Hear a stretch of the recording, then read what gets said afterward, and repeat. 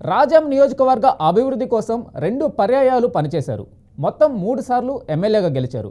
అధికారం ఉన్నా లేకపోయినా ఏ పార్టీలో ఉన్నా ప్రజల కోసం పనిచేశారు. ప్రజా సమస్యలపై గళమెత్తారు.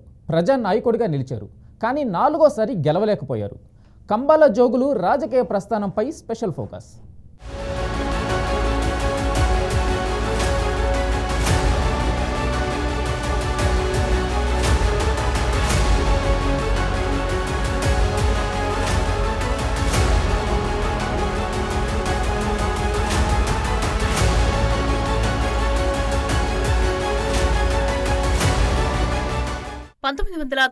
లో తెలుగుదేశం పార్టీతో కంబాల జోగుల తన రాజకీయ ప్రస్థానాన్ని మొదలుపెట్టారు. ఆయన 1999 ఎన్నికల సమయంలోనే తెలుగుదేశం పార్టీ నుంచి పాలకొండ ఎమ్మెల్యే టికెట్ కోసం ప్రయత్నించిన టికెట్ దక్కలేదు. దీంతో 2004లో టీడీపీ అభ్యర్థిగా పోటీ చేసి కాంగ్రెస్ అభ్యర్థి డాక్టర్ కళ్యాణ్ బాబు పైన 11,624 ఓట్ల మెజార్టీతో గెలిచి తొలిసారిగా అసెంబ్లీలోకి అడుగుపెట్టారు. 2009లో చిరంజీవి స్థాపించిన ప్రజారాజ్యం పార్టీలో చేరి 2009 అసెంబ్లీ ఎన్నికల్లో పాలకొండ నుంచి పోటీ చేసి ఓడిపోయారు. ఇక ఆ తర్వాత ప్రజారాజ్యం పార్టీని కాంగ్రెస్ లో విలీనం చేయడంతో 2012లో వైఎస్ జగన్మోహన్ రెడ్డి స్థాపించిన వైఎస్ఆర్ కాంగ్రెస్ పార్టీలో చేరారు.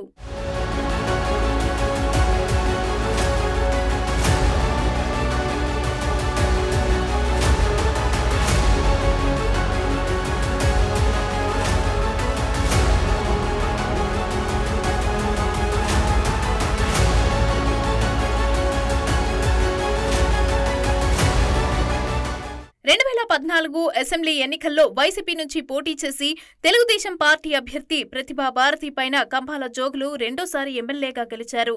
ఆ తర్వాత 2019 ఎన్నికల్లోనూ టీడీపీ అభ్యర్థి కొండ్రు మురళీమోహన్ పైన ఘన విజయం సాధించారు.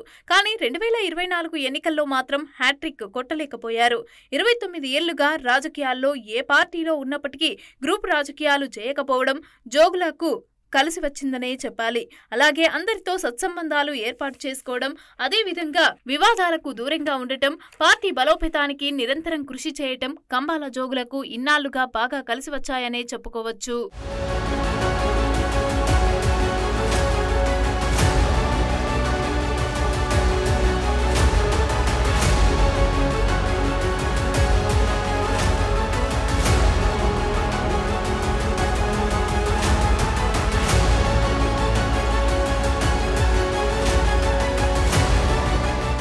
మడ్డువలస రిజర్వాయర్ ఆధునీకరణ పనులకు నిధుల మంజూరు చేయించడంలోనూ మాజీ ఎమ్మెల్యే జోగులు కీలక పాత్ర పోషించారు. తోటపల్లి సాగునీటి కాలువల ద్వారా నీటిని రైతులకు అందించేందుకు సాగునీటి కాలువలు ఆధునీకరణ పనులకు కృషి చేశారు. గిరిజనులకు విద్యా వైద్యం అందించడంలోనూ కంబాల జోగులు ఎన్నలేని కృషి చేశారని స్థానికులు చెబుతున్నారు.